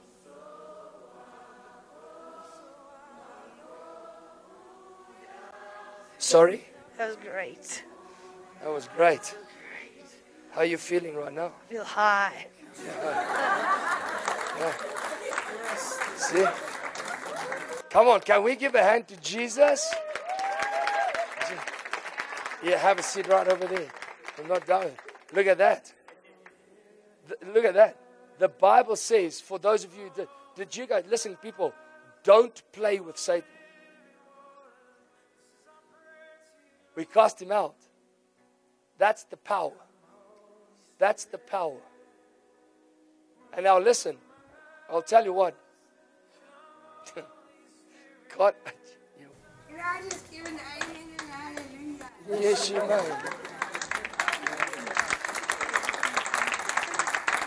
Wow. Would you look at that? This was in Mark chapter 5. Somebody was cutting themselves, and Jesus delivered them from that demon. This is Jesus in our midst. The Holy Spirit here. And guess what? He wants to empower you. Some of you are probably standing here going, no, I don't want to cast out demons. You don't have to. But maybe you're saying, hey, I want that anointing. I want the presence of God to go with me. I want the fire. Who wants the fire? But there's somebody here. I still need to come to that lady. There's somebody here. You want Jesus first to touch you. You just want that encounter. You want to say, Lord, I want to feel your peace. I want to feel your love. Come on there. Come on. Come stand here. Close your eyes. And it's got to be real, okay? If it's not real, I'm going to bump you, okay? But otherwise, close your eyes. Father, Holy Spirit, many a times you put this in my heart because it's your desire to meet your people. So I'm asking now, Holy Spirit, would you now come inside of her, introduce her to your Holy Spirit? Jesus, introduce yourself to her. Whoa, Jesus says, I've got to tell you, you sometimes think that you're not good enough. But you know, and you're not ready yet. I want to tell you that you need the Holy Spirit to get you ready. That's why He needs to come in. He needs to come in because He needs to get you ready. He's got the power to get you ready. Are you ready? Holy Spirit, just say with me. I'll say, Holy Spirit, say, Holy Spirit, I want to meet you. Come inside of me now. In Jesus' name. Say, Jesus, send Him now to help me. There it is. There it is. Isn't this wonderful? This is a great, crazy meeting. Sure. You, guys, I need helpers. You're right. What's happening? It's cool, eh? Huh? What's happening? Is it real? Yeah. Ja, it's shaking, eh? Ek het jou gesê, ja, it's like you're plugged into power now. He can hold your hand, but he's getting married, but just hold the hand. It's fine. Is it okay, Janie? Ja, ek weet, en sy is ook terug. Gou. I need helpers behind these girls quickly before we pray for the baptism of the Holy Spirit. Open your heart. Maak oop julle harte, dames. Maak oop julle harte. En sê net nou saam met my, sê Jesus, stuur jou Heilige Gees. Laat hy val op my soos lewende water. Sê net nou, Heilige Gees, waai oor my en vul my nou. Is julle ready? Ek gaan hom vra. Jesus, now, would you touch them now?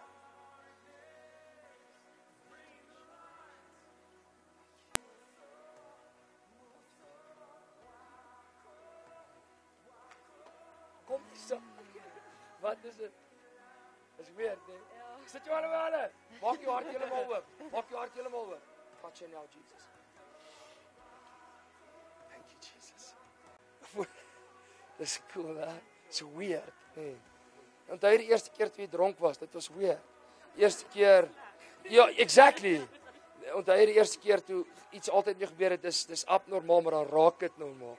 Dis hoekom die baptism of the Holy Spirit needs to become the norm in our nation. Hallelujah. The encounter with Him. Okay.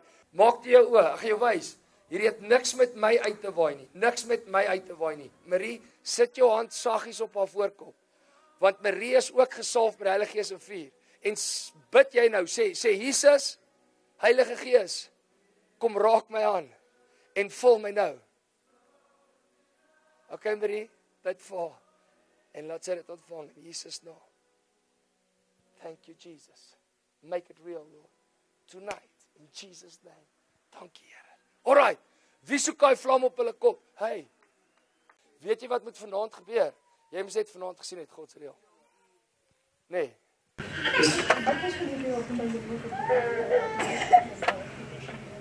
Leer jou geboelie. Hæ? Jy's vry. As jy vanaand vry van alles. Amen. Dis goed. Ek is net geweest, net alweer staan. Net al, ek gaan in jou vat. Okay. Dis genoeg vir jou. Jy het my gesê, dis genoeg vir jou. She just needs to see. She just needs to see that God is in control. Hallelujah. Luister. Ek sê vir jou nie, He can take away your past. And He can give you a future. He can wipe away. Want jy was 'n victim. Ja. Maar hy kan jou restore van 'n victim to a child, a woman of God. Okay. Ja. Dis wat hy besig is om te doen. Restoration. Hemelse Vader, in Jesus naam, sy so lief vir jou, Here. Maar sy wil jou dieper ken. Mag jy asseblief net nou oor haar kom. In Jesus naam. Raak haar aan nie, kom uit. Raak haar aan Jesus, help. Raak haar aan Jesus. Dankie, Heilige Gees. Daar's 'n Father, I pray Would you give the born again experience now? Would you release it upon their lives? In Jesus' name. Kom maar. 1, 2, 3. Holy Spirit, flow upon them now. Touch them, Jesus. Make it real, Father. Maak het real. Ek wil niemand stamp nie, Here. Dit moet real wees. Maak het real op hulle lewens. Dankie, Jesus, dat jy dit gaan restore, Vader. In Jesus' naam. Thank you, Lord. Amen and amen and amen. Hallelujah. Vader, in die naam van Jesus, hierdie jong man is honger vir jou. He wants to move. Lord, I pray that you will touch him now. Sjoe, die Here bedien. Thank you, Father. Touch him now. Touch him now. Kom maar. Touch him now, Jesus. Party vat bietjie langer. Party hartoperasies vat bietjie langer as ander. It happens. Dis die krag van die Heilige Gees. Jesus het gesê, he said, repent, be baptized in the name of Jesus for the remission of your sins. Dat die Heilige Gees jou skoon was van kop tot toon. Jy mag dalk bietjie met nat hare huis toe gaan, maar dit was nog nooit die einde van die wêreld nie.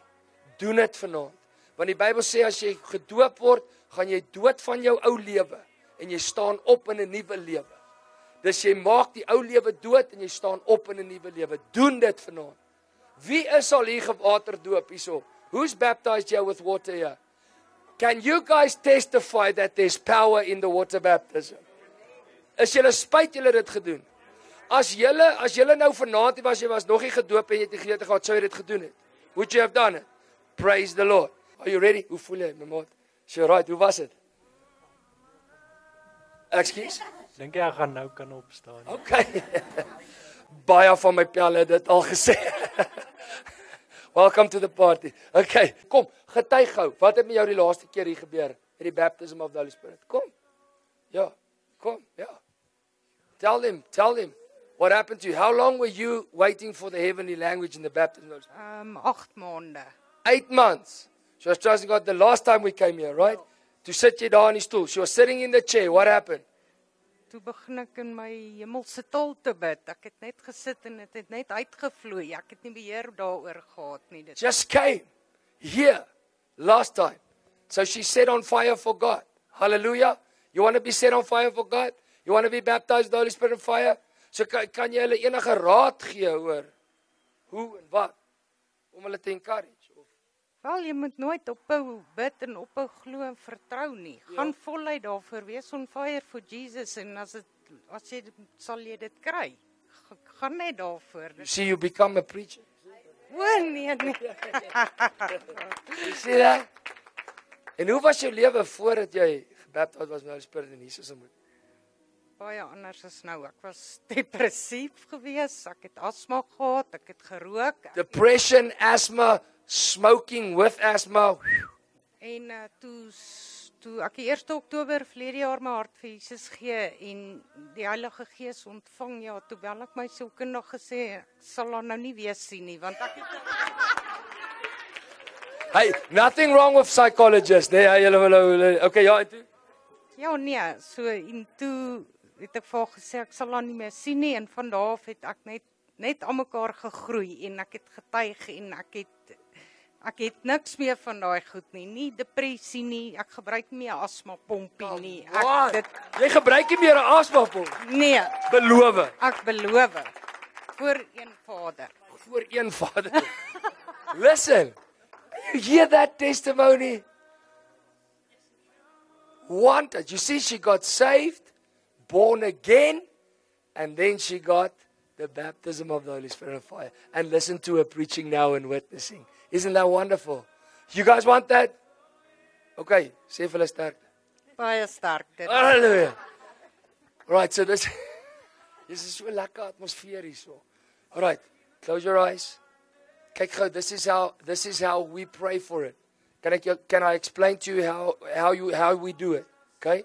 Number 1, you must be born again. Which means you must be born again. Jy moes al jou hart vir Jesus gegee het.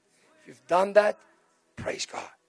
But then the Bible says, number 2, is die moeilike ene. Hy sê, you must ask. Jy moet vra. In die Afrikaner, mag ek praat in die kerk? Ja. He wants you to ask. So tonight, this is how it works. I'm not the baptized in the Holy Spirit. I can just tell you, You might be standing here tonight with your hands in the air, and you're going to be seeking God. Some people say, and the Bible says, might feel like fire falling on your head. It might feel like electricity plugging you in. It might feel like living water gushing out of your innermost being. So some people say they feel this love and this joy and this peace that you can't explain to somebody. It's a supernatural encounter when the Holy Spirit comes, and it's a wind. You can't see Him, but you can feel Him when He comes in. And then when He comes in, please don't, you're not in your classroom at school now where the teacher says keep quiet. It's when you open your mouth and you don't say Jesus, hallelujah, Yere Rahman, Yere, no. You open your mouth and say Jesus, hallelujah, I receive it. And it will come from itself. You ready? Remember now before we pray for this. Hierdie het niks met jou redding te doen nie. It's got nothing to do with your salvation. Dis 'n gift van God af. Okay? So, does not mean if you don't get it tonight that you're not saved. But He wants to give it to you. You just got to push through.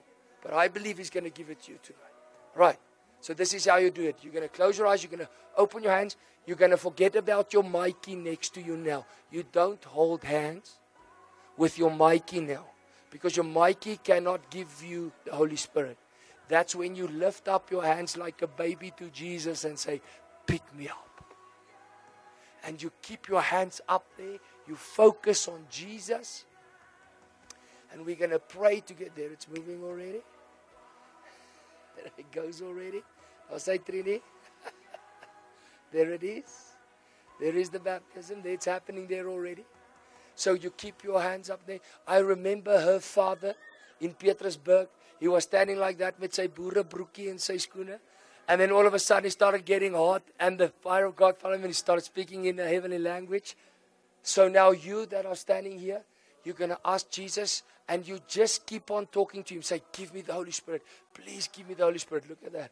And then it will start flowing out of your mouth already. Look at that. There's one going already. Listen, people van House of Red, ek weet dit raak laat, but just think about this. Our youth, if they can get the fire of the Holy Spirit on this age, what is our next generation going to be like? Are you with me? Because the Holy Spirit has two powers. It can set you free, like me, or it can keep you free. From this age. Hallelujah. Stick out your hands. Close your eyes. And now after, nadat ons gebid het, after we've prayed, nadat ons gebid het, en ons gesê het, julle agter my aangebid, ek sê, Here, gee my die Heilige Gees, doop my Heilige Gees, then you open your mouth, and you pray to God, you talk to Him, en jy gaan voel, het gaan so uitkom. Some of us, we're going to pray in the Holy Spirit, while on the mic, we're going to pray in the Holy Spirit, sodat jy nie weird voel as jy begin praat nie. As jy nie begin praat. Jy sien, hierso is my niggie se dogter. Sy 2 jaar terug, dink is 2 jaar terug, sel die doop die Heilige Gees in tale begin praat. She got the heavenly languages already. Now you got to take it by faith tonight. Is jy reg? Right, close your eyes. Lift up your hands. Get ready. On your marks. Get ready. Just say with me now. Say Jesus. Say Jesus. Ek weet, jy is my redder. Ek weet, jy het my hart verander. Ek weet, jy is my eerste liefde. Ek weet, jy het my skoon gewas van al my sonde. Maar jy beloof die dooping in die Heilige Gees en in vuur. Jesus, wag net gou, staan net daar so Gees van die Here is op jou, maak die oë en begin net. Maak jou mond oop en begin net. Yeta kabra shokoto rabasite, leto koboshikete rabagat. Daar gaat jy, praat, wag, daar gaat jy. Ja, dis dit. Daar's dit, daar doop jy die Heilige Gees, he wants to baptize, there it goes, go. Site ketra ba shokoto bobosike, daar gaat jy. There she's got it. There she's been baptized in the Holy Spirit fire. Go. In Jesus' mighty name. Sê dit nou, Jesus, doop my met jou Heilige Gees en met vuur, met die vloei en die gawe van 'n hemelse taal. Sê Jesus, Heilige Gees, vat my mond. Ek gaan nou praat en ek vertrou in geloof. Dis my hemelse taal. Ek gaan dit nou vat, Here. Ek gaan nou spreek, Here, in Jesus naam. Ek ontvang dit nou. In Jesus naam begin dit nou bid. Jedabasakatarabasoto. Hipepebebesikatanamasoto masotodobo. Hipeterekesitarabashikete. Hitapasakatarabasoko. Horobosike. Dis dit. Lekker. Dis die eerste keer. Letter. Go. Dis die eerste keer. Go, jy het dit, daai het jy dit. Wow, go, she's got to go, bly met, lebredesi kabadaso. Daarso het jy dit, jy het dit. Begin net spreek, jy soek dit al so lank, nee. Ek onthou, jy is Henk se dogter, jy soek dit al so lank. Nou het jy dit, wow, sy het dit gekry. Bly net bid, shekete rabababa shiko. Druk in vanaand, lebredoshko toraba, hipataramasho kotorobosite. Anda masondo rupaya kasite rempela bahande ria torbo coste membri kesto compredista la yanda richiante che predianto lopo costi ande de besso sopremendri antaramba babasike de besso torbo la pramande richayande de be repaya kata da bahande lipaya costo zompa kamasite rempeke drebi antoruchoto bosche vepeke la mahande rila pahasto ruchoyondo compredisca sempre kesto lipa Kasianta kamasita riatede richiankara mama handerita la baazion kodoboske membrikendriando dodoske la parapa hasienke richiangara namahande rechianto comprediska le pechianta masiando rupande che le visto lianta ramande richiankara baboske menkirianto rokoyonko combrechista kana mahande richiangagaba richiakorbo richiangege andaga mahandi giangogogo sikedebe zangianda mahande ritalaba vepekeste kelepekisto zopramaste kipramaste kiande de behista membri kienta mandrasiando ruboske zepekesta kalamaste. Bly net ingaan, dame, dit was dit. Dis dit, was die eerste keer. Hoe kom jy? Is jy verwonderd? Dis amazing, nee, kom hier so. Kom staan nie. Maak dit jou uit, sê net dankie Jesus en laat dit vloei met dit weer. Jy gaan sê jy gaan dit nooit verloor nie. Maak jy oë, sê dankie Jesus en gaan in daai hemelse taal lompredeshke dartaka. Sien jy? Jy sal dit nooit weer verloor nie. Jy sal dit nooit Hoe lank vra jy al vir dit? Hoe sê jy? Is jy nou geskok? Ek weet nie, ek vra dit uit my hart uit. Ja, ek weet nie, ek vra dit uit my hart uit. Sê jy dit gekry? Ag, en julle sit hier so sonder 'n handeklap vir Jesus. Glo julle nie in hierdie nie. Kyk net daar. Halleluja. Prys die Here. Luister gou. Ons gaan verder bid. Ons gaan die diens klaarmaak vir die wat al in die bed moes wees. Okay, maar ons gaan verder bid saam met jou. We're going to pray further with you guys. Luister, can I ask who enjoyed tonight? Just if you enjoyed the message tonight, you received it, just lift it. Honestly, ernstig, moet my nie try en press nie. Okay, so you didn't enjoy it. Sekerheid, dankie tog. Did you enjoy it tonight? Was it amazing? Was it encouraging? Was it the fire? Can I go sien? Who received it here with the evidence of speaking that heavenly language? Who got that heavenly language? Jou eerste keer. Ek weet, hoe lank is jy al gered? En die Heilige Gees jou prys die Here. Jy het vanaand gekry. Sê, dis net in jou. You have to get it. Who else got it? Remember, this has got nothing to do with your salvation. Jesus loves you. You're saved if you believe in Him. Sometimes it just takes that pressing in. Vanaand het jy dit nou gesien, so nou kan jy, party mense gaan huis toe, dan by die eerste robot, dan woep, dan bel hulle, dan sê hulle, ek praat in tale. Dis vir my so mooi, sy so opreg, nee, kyk as, het julle gehoor wat sê, sy sê, kom net so uit my hart uit. You say, it's not here, it's here. En dieselfde met jou. Wat het met jou gebeur? Ek weet nie, ek het myself 'n bietjie gestop, ek het de mekaar geraak, ek het uitgekom. Maar ek dink my kop het met my 'n bietjie gespeel, ek moet eerlik sê. So ek dink ek het dit het gekom. Absoluut, ja. Praise the Lord. Kan ons vir Jesus hande klap gee? Listen. Nothing, hallelujah, nothing is too hard for God. Amen. Can I get an amen? Wie is al hier gebaptized met die Holy Spirit and fire? Stick up your hand. Now you listen to me. Go out here. We bless you in the name of Jesus. Watch this. Watch this. to be a fire lighter in our city. Run the race. Net so, in Jesus' name. Can we give a big hand to our Lord? Listen up. May God bless you. I hope you enjoyed tonight. If in the next crusade the gangsters kill me, then I will never see you here again. I'll never see you there again. But hopefully we'll see each other up there again. May God bless you. May you run the race for Jesus. And may the Holy Spirit have victory. Listen to me. No devil in hell is stronger than the Holy Spirit in your life. Depression, go in the name of Jesus.